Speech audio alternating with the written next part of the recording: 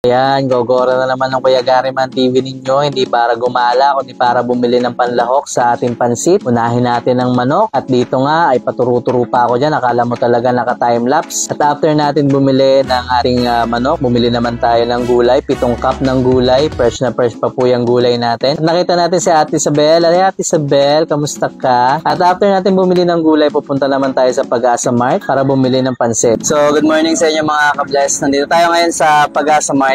Ito yung Robinson ng Atimonan, Quezon. So, naghahanap ako na 15 pesos sa sardinas. Hindi, joke lang. Dito kami bibili ng pampansit dun sa feeding program para bukas. So, ayun.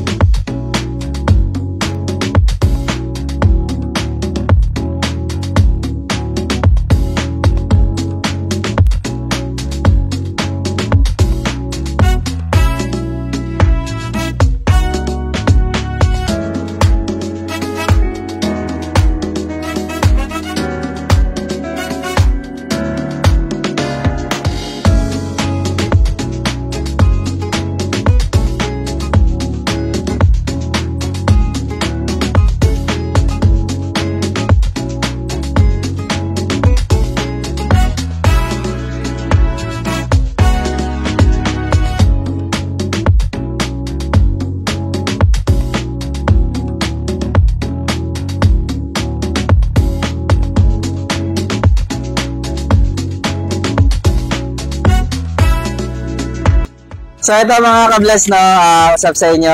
Ito na yung mga napamili natin for feeding program bukas. 5 kilong pansit, kasama na yun sa daycare, tsaka dun sa barangay para dun sa kanilang gagawing earthquake drill. So lulutuin namin to bukas. Naiwan namin si sibuyas saka yung bawang, so si Mama Jing na yung bahala.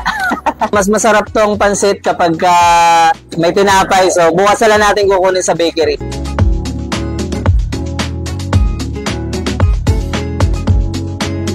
So good morning sa inyo mga ka-bless. So ngayong araw yung ating feeding program or pamerienda dun sa daycare. Ito na, supposed to be isang kawang pansit lang pero sinama na natin yung sa barangay.